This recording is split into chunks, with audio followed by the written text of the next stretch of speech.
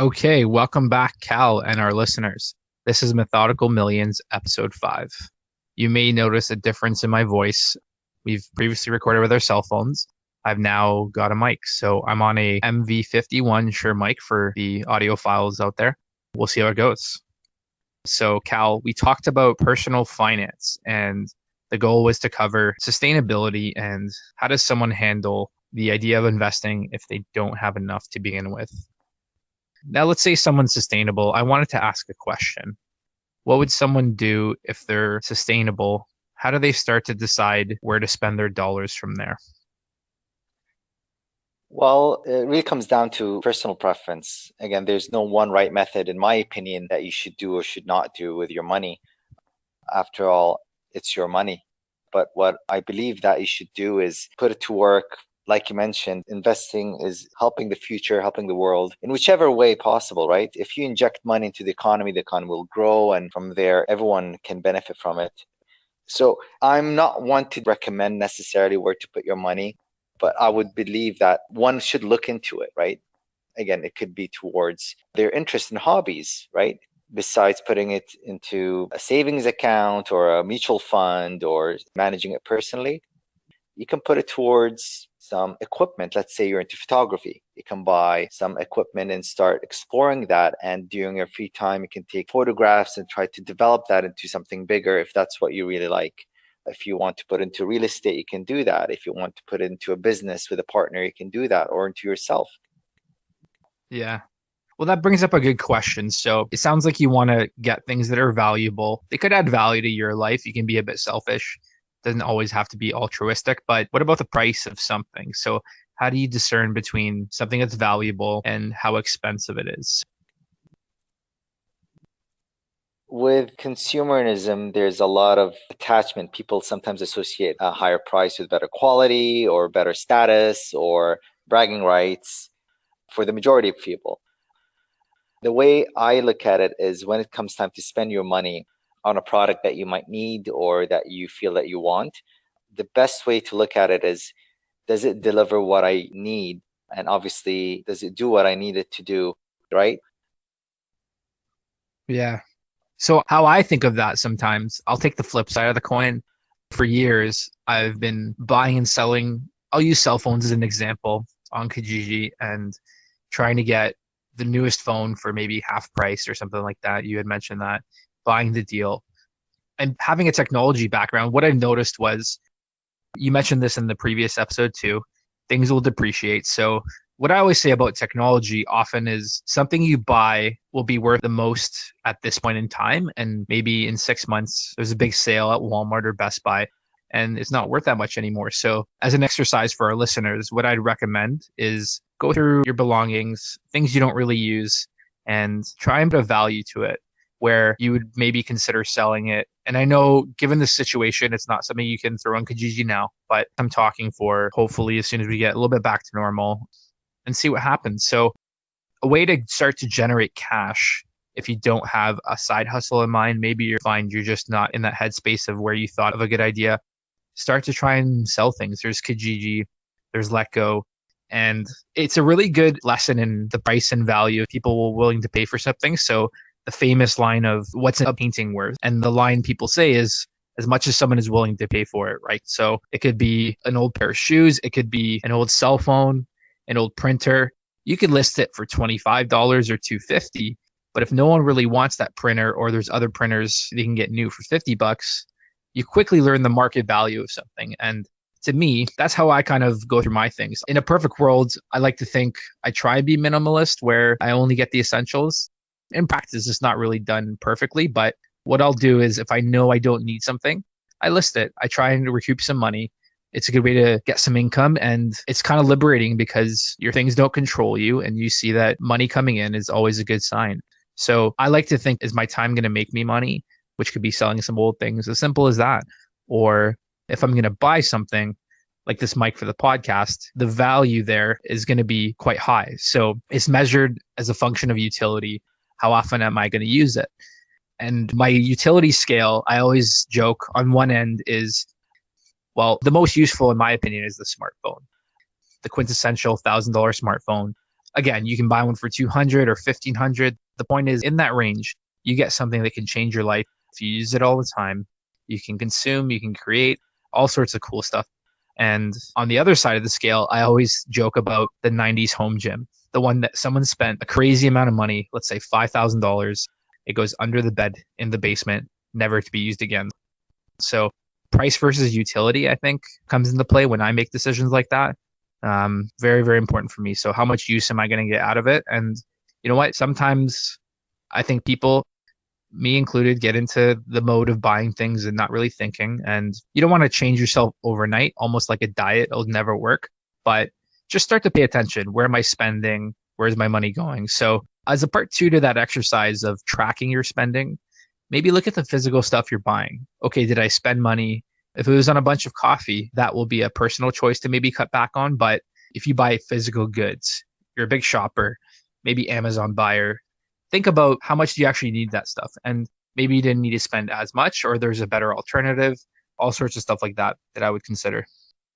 So very good point there that you brought up. And I have a question about that. What do you say to those who perhaps always want to buy the latest and greatest cell phone? Is it a bad idea? What's your point of view? Probably going back almost 10 years, I bought my first iPhone. It was a 3GS and I spent a lot of money. I bought it off contract with cash. I think it was like $900 or something. I couldn't really afford it, but I was like, I'm going to keep this phone for 5 years. So that was the plan. Now, here is the story. About 3 years in, the battery starts dying. It did that thing where the phone would shut off at about 20, 30%. And the reason why I bring that up was I remember picking up a client from the airport and my phone stopped working. It would do that reset. I had no way of charging it to turn it back on. And what I realized was, look at me. I'm in this situation where I'm driving circles around the arrival section at the airport. Not really sure what this guy looks like. Someone eventually waved me down, thankfully, but that's my worst case scenario of, well, this is kind of critical to my job. I need to have a phone that works. And that made me reevaluate how important a phone is to my life. So, you know what? I'm in sales for a living. I need a phone that works. That's the essential that I need. In that case, I started going in Kijiji, and that's when I started buying, trying to get phones for cheaper. That was my first change to Android, but that's what I realized is I got to have a phone that works. So I would kind of buy the deal and try and get one every year or two, mostly because I was an enthusiast. So that's very much a personal choice. It's not about the right answer for everyone. It's about what's right for you and standing behind that decision. So I wouldn't stress over making the perfect decision. It's sometimes about making the right decision at that moment in time and evaluate your answer if something changes. So what I would advise is make a decision and move on. And if something comes up where you realize, hey, that maybe wasn't the right decision for me, or it was at the time and things changed, it's okay to change your mind. Yeah, exactly. You have to adapt to change. You have to accept that things are not set on stone and that you have to be able to understand and accept change as it comes. The markets will not always rally up. So if you're, let's say, long biased, you believe that the markets are always going to go higher in value, or you're one who think that the economy will crash any minute because the system is corrupt or whatever the case might be. So you have to have an understanding of the way things work and that things can change and you be able to change your mentality, your mindset accordingly to the times that you're in, right? So I've had my moments where I go crazy and spend money. And a psychological trick I've done actually, which was really successful. If you go on a shopping spree, for me, it's like electronics or techie stuff. You'll spend hundreds of dollars on stuff you probably didn't need. You're just kind of in the moment. What I would do is I would actually, when it comes in, let's say through Amazon, or let's say you went to a store, just go return it after a couple of days. And then what you find is that, well, those things weren't essential. You get through that whole, I really wanted to spend money kind of phase. And then you realize your bank account start going up in balance. And I mean, it might be very specific to some people, but I found that even worked for me where I just, again, the goal is just to get money back in your account, right? So whether it's the side hustle, selling things online, or just even returning stuff, I find it puts you in the mental frame of mind of making money instead of spending it. It's a great point. I don't think it's too particular or too specific because you're right. Electronics perhaps could be the thing that we spend on the most, really, right? So if you think of your phones and just TVs and whatever latest equipment, video games, all of that, they come up to quite a lot in terms of money, right? And even though it's nice and convenient to have a lot of these things, they're not all necessary. So another way maybe some others can look at is if you really want to buy something, try to sleep over it. Spend a night, a day or two to see if you can actually live without it. And you might get to come back to your senses, not getting emotionally driven to buy the item. So that can help you decide, or maybe look for alternatives. Maybe you can find the same item cheaper elsewhere. Maybe you can find a different item that does the same thing for less. Maybe you can find a substitute altogether. So there are many other options, and trying to actually not get emotional with your purchases is a big factor, I think, in maybe helping you save a bit more. So I always think of numbers as a percentage. Here's why. Someone will have to fact check this, but a lot of lottery winners spend their money really quickly. So it's kind of a huge amount of money. They're not used to it. They don't associate how fast they're spending it. That's called burn rate in a business, right? How fast you're spending money without income. And what I would say is think of it as a percentage, because then money won't scare you. Whether it's $50, 500 or 5,000 or even 50,000, when you think of it as a percentage, you can allocate it to where it needs to be, put it to work. You can use it for essentials. You can use it to grow. You can bank on it as cash for a rainy day. In personal finance, the mantra is 6 months of expenses. So in case you run into unemployment or any emergency, those kinds of things could be a car repair or unforeseen expenses. But the idea is you can deploy this cash at any point in the future, and that's where saving is a good idea. So I've got something called the 5% rule. And what that rule is, people in personal finance will say, I'd never buy an expensive car. Let's say a Ferrari is an example. So the math behind people who buy Ferraris, sometimes they're using a smaller percentage of income or even cash on hand than people who are leasing that Honda Accord or that BMW. So let's say you're like super wealthy, you made some great investments. Do you buy a Ferrari?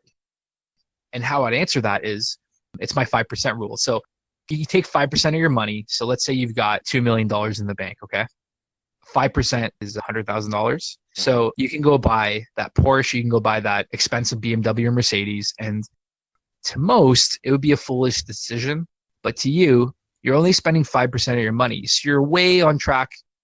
That's how you can consider it. If you're spending a small percentage of your total cash, but to you, it's something you enjoy, why not? So, Cal, what do you think of that? What do you think of money as a percent, and how do you explain that when dealing with things in your life? Wonderfully put, John. I completely agree with you. So if you think of it, let's say you have 100% of your salary, right? And assuming, let's say 20% goes to your utilities, then 20% goes to just fixed expenses, and then you have 10% to just save, and then the remaining 50% use for your entertainment, maybe for a trip you plan on doing. But in terms of percentage, out of the 100%, the wealthy is investing perhaps 60, 70, 80%, where the remaining 20, 30% would be towards perhaps their own well-being, some entertainment, and their expenses. You told me this before. I think one of your personal goals was have 7 sources of income. Can you explain that to the listeners who haven't heard that before? Yeah, basically, if you have way more than one stream of income, most of us have one job or two jobs. So if you're making a certain amount of money from your job, what happens if you lose that job? Either you quit or you get fired or you get laid off. So you end up being in a tough situation. I mean, in the sense that you don't have another source of income. You still have your expenses, you still have a mortgage and a family to feed for most. So you're burning through the cash that you have saved all these years and not being able to earn any money because you're stuck. So if you have more than one stream of income, look at it like a portfolio, right? So when you have one stream of income that's making you money and another that's not, overall, if you have more than one, you end up actually being in a positive financial position as opposed to risking putting everything you have into that one job. Again, and that's what most of the community, they have that one job, they're doing well enough, and that's it. They're not doing anything else. So by having more than one stream of income, one could be your job, the other you're doing a side hustle, third could be a small business that you're trying to start or putting to work. Four could be into property, right? You could own a house or apartment or a small shop that you're renting out. Fifth could be sell items through the internet. You can start a blog. There are many, many ways that you can do that. And you're diversifying your streams of income. And when the time comes that you get into a tough situation, losing that one stream will not compromise your life that you've been used to. Wow. Yeah. So, have you heard of that buy it for life movement where you'll spend a little bit more on something, but you'll keep it for 20, 30 years as opposed to, let's say, every 6 months replacing a pair of boots or something? I'm just using that as an example, but have you heard of that, Cal? Yeah, so basically, correct me if I'm wrong, let's say I would buy a decent watch and then keep it for a lifetime as opposed to buying some very cheap, low quality watch that I'll have to replace every year or two. Yeah, exactly. Uh, Although you showed me your Casio, right? That's a sick watch. And that watch I had, I think, for 10 years as a kid. And I had it from like age 7 to 15 or something like that. Yeah, it's a quality watch that's cost next to nothing. It's not only a statement for me, it's a reminder that I don't need the latest and greatest to do what I needed to do. And actually, I have a more expensive watch that was gifted to me that is nowhere near as accurate as it is. And it's an analog watch, so it doesn't have the timer, an alarm, or any of that, which I use more than I thought I would. So, yeah, it's the same thing. It's the same idea. Going back to what you're saying about buying something for a lifetime, a lot of people would say that, but wouldn't commit to. So, I would buy, a fancy car. So, I'm going to keep this car for 10 years. And that's the idea. But when it comes to actual practice, 4 or 5 years into it, you'd get bored and look for another car. And what you've just done is basically put yourself into more debt than you actually needed to be in, just to get something that you wanted at that moment in time. That's a very good point. We see that a lot in the car business. So it's not really brand specific, but what people will do is spend 30,000 plus maybe 5, 7 grand on interest. So you're almost spending $40,000 on a car. What's that car worth in 5 years? 7, 12 grand. And if you took a really long-term loan, you could owe $25,000. So putting yourself in those types of impulsive decisions could have a huge impact on your cash flow. So if you do roll that into another car payment, you might be paying double. And that's this imaginary value because you don't own that car anymore. You traded it. So now you've had this loan for basically nothing. Like it's got no substance. It's called loan to value. So banks are actually quite picky on if they'll approve you for that reason. So what are they backing? Are they backing something that not only depreciates if you add an imaginary trade in that's not even worth what your loan was worth? You get into some kind of trouble, right? So it's a good point about impulsive decisions, and your decisions actually do matter where you spend your dollars. So all those were good tips. Sleep on it, look for alternatives, look for comparables. I always joke about if the world blows up, which kind of feels like we're headed there, but get a $500 car. I remember when I started in the car business, I said, you know what, I don't have $20,000. Why can't I buy a $500 car? And I guess by being in the business, maybe again, once a year, you might see a good trade in that is traded in for no other reason than it's getting old, but that's called opportunity too. So can you spend 500 instead of 5,000 on a car? Similarly, can you spend 5,000 instead of 20? And that's again going through those orders of magnitude, hundreds of dollars versus thousands versus tens of thousands. If the cost of maintenance are very similar, why wouldn't you get a car 4x cheaper, 10x cheaper? Because that's 10x money you're saving that you don't have to go to the markets for. So part of growing and building the future is not spending. So where to spend your money includes not spending, includes spending on alternatives. So really, really think about that as you make those decisions. And what does that buy you over time? We talked about getting your time back. You can buy nicer cars when you have more money. You can buy nicer things, more expensive things. And again, as a percentage of income, it's not more expensive because you're not stretching, you're not getting loans to get stuff, right? I mean, of course, there's that sustainability scale of I need to get to work. I totally understand that. You just want to be sensible in those bounds. You need a car, I get that. Don't get the most expensive, the longest term. That kind of stuff gets dangerous. What do you think? That's exactly the case. And actually, like I mentioned, just up to a year ago, I had a car that I really liked and it was a bit higher priced. And I ended up selling it for that thought because I don't have to have that much money tied up into a car that depreciates. Even though I'm enjoying the car and I like the car and perhaps there's value there, I decided to sell the car. And even though I do miss it a bit, my lifestyle hasn't changed whatsoever. But my expenses have dropped. I bought a cheaper car that does the exact same thing, takes you from A to B. It costs a lot less on fuel, a lot less to maintain, and it's actually a lot newer. So it's going to last me hopefully a longer time. So what I ended up with is a bit more capital, not tied up to the depreciable asset. And I was able to put that extra money to work. And even though it might not show now, but in 5, 10 years time, I can look back and if I can do the math, I bet you it'll be multiples of that amount that I was able to save. Again, money grows and if done right, can grow exponentially. Wow. Yeah, that's a good point. And you're in control of your own future, right? You can make those decisions. And the more intrinsic they are, they're for you, not for anyone else. I think that's where the power comes from.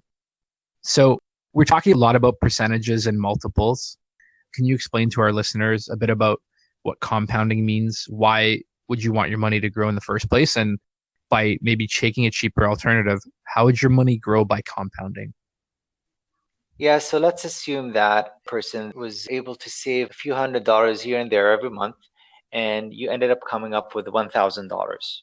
Again, $1,000 is not a life-changing amount, it's not a huge amount, but it's something, right? So you take that $1,000 and you put it to work in some sort of investment. So regardless of what that investment could be, obviously there's risk of losing the amount, but let's say you put into something fairly safe, like even into, I'm just going to use the stock market just because overall, since its inception, it's been basically going up. It's designed to go higher, even though it does have ups and downs through its time. So let's say you put into the stock market, on average, you'd be able to get anywhere between 7 to 10% return. So if you take 10% of that $1,000 and in 1 year, you'll have $1,100. The year after that, without adding any money, you'll get 10% over the 1100. So at first, it will look like a very slow and steady growth, but that compounded interest, month by month and year by year, compounds on itself. And obviously, if you put it towards a stock that even pays dividends, you'll be able to get dividends that will help grow your capital. And on top of that, the capital gains that from the stock and from the dividend money that you get. So that money will turn into 5 years time, might turn to $7,000 or $8,000. I'm just throwing numbers out, just for example. And then 10 years from then, it actually will not double from the 5 year mark, but it'll actually go even a lot higher, perhaps 15 to 20. And then in 20 years, it'll be perhaps in the 6 digit region, right? So this is not based on any math or anything, but just to explain what exponential growth is, basically that the moment your money starts gaining momentum in its growth, it actually starts growing faster and faster and faster and more and more and more each day, each month, and each year. So even by you saving every month, let's say a steady $200, for example, and you put that towards your investments every single month, in the long term, let's say over 1 year, that's $2,400, and over 10 years, that's $24,000 effectively saved. But your money will not be worth $24,000 in 10 years. It should be worth a lot more, right? So it won't be worth necessarily 30,000 or 35. On average, it should be worth significantly higher than that. And it's not just 10% of the 24 because you're getting 10% compounded on each of that $200 on an annual basis. So that's the power of exponential growth. And that's how a lot of the wealth is created. And I believe Albert Einstein once said, the power of compounding. That's the eighth wonder of the world. I like that. For our listeners, there's actually a rule you can look up. It's called the Rule of 72. Yeah. And have you heard of this rule before, Cal? Yeah, I've heard. Yeah, go ahead. Yeah. So I've got Investopedia open. It's like Wikipedia for investing, I guess, right? It's the first link that came up on Google. So how this works is you can do some quick napkin math on how long it'll take you to double your money. And if you're making 0% a year on your money, you won't double it. Keep that in mind. So you have to have some kind of return. It has to be a positive return. So what this chart says is if you take the number 72 and divide it by your percent return, you'll get a number. And that number is very, very close to the actual amount of years it will take to double your money. So this table says, for example, 9% return a year will take 8 years to double your money. 25% return will take 3. And if you think about it, a 10% flat return, 72 divided by 10 is 7.2. So there's kind of that math behind it. So even if you're investing at 3-5%, you'll get returns of double in 14 to 24. And this is a good question. Cal, why are there actually different rates of return? And why would people choose a lower versus a higher or vice versa? Well, for the most part, people can't really pick the rate of return, right? In terms of return on investment, for the most part. Obviously, you can by putting it into a, let's say, a fixed deposit or a savings account where you know how much you'd be getting, but usually that's a very, very low interest rate. And the reason you get low returns on your money for something, let's say like a fixed deposit or a savings account, is because it's a guaranteed return. So it's a very, very safe investment. You're not really going to lose your money. You're not putting your money at risk at all. So basically, it's just a rate that perhaps the banks is offering you to put the money with them. Now, without getting to detail, there's the argument of you actually losing money against inflation with your typical savings account. But basically, as you put your money towards riskier investments, usually the reward is going to be higher. So for low risk, you get a low reward. And for the higher the risk goes, the higher the reward, usually. So let's say you go into a business with your partner, you can potentially make 5, 10, 15 times multiples, maybe even more on your money, but they might be high risk with that. Now, with the stock market, again, let's just assume that it's been averaging about 10% return a year. Again, that's on average. So there'll be years you'll be making 14, 15%, and there'll be years you will be making a lot less than that, 4 or 5%. So there's a cost there of if I put my money just for 1 year into the market, is it better, or should I just put into real estate or put into a fixed deposit account? So the rate changes with the amount of risk exposure. So a higher rate of return is not necessarily the best idea because there is always risk associated with that. Yeah, those are all good points. If someone's saving hundreds of dollars a month and they want to build in their future, we talked about things that grow, we talked about side hustles.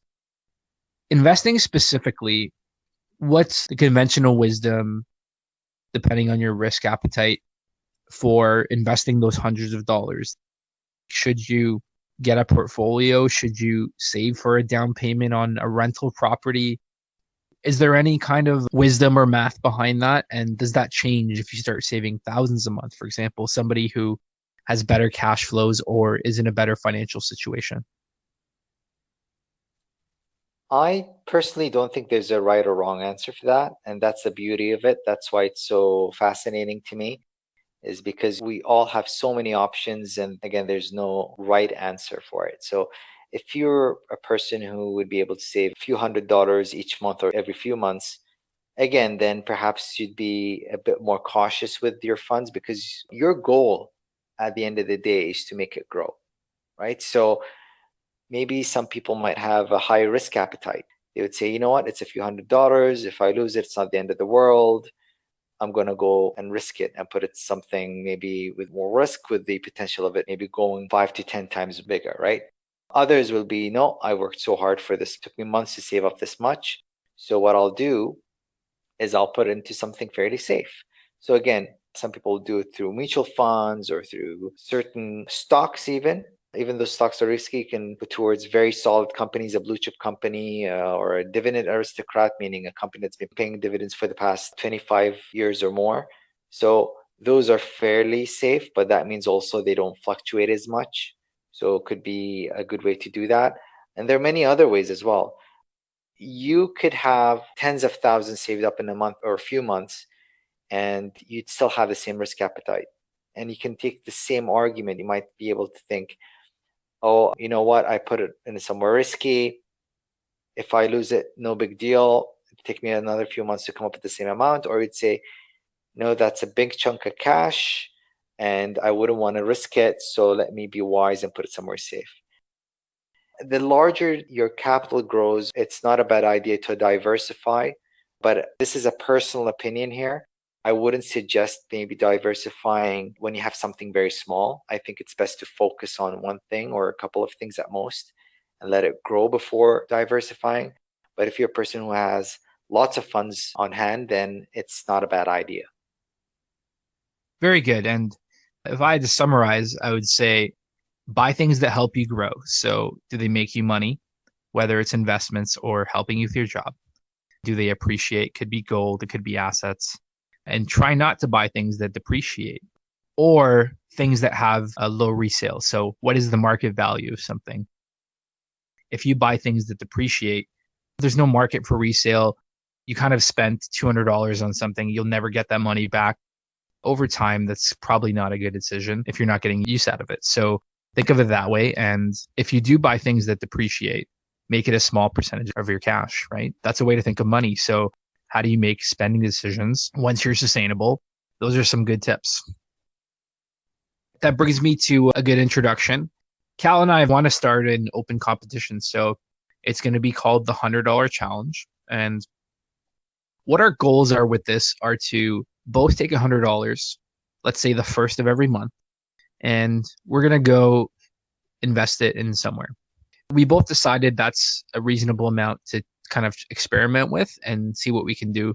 So what we're going to do is publicize our actions, and every day or whenever a trade's made, post it online. So stay tuned to our website for that. You're all welcome to follow along and join with us. And the goal is to see, can it turn into something or not? And like Cal said, it's going to be low amount of capital, but full of opportunity. So can you really invest with a small amount and what comes out of that? So I look forward to keeping you guys up to date with that. Cal, any comments on the challenge? Yeah, I'm very excited. It's a great idea. Now, obviously, neither of us know how will this end up, but that's the goal. It's like you said, it's an experiment and it's all for fun, but at the same time, it's just something to help everyone learn what you can do with $100. Yeah, absolutely. So I want to thank all our listeners for tuning in today. That was Methodical Millions, episode 5. Please visit us at methodicalmillions.com and info@methodicalmillions.com for episode feedback. Talk to you soon. Thanks, everyone.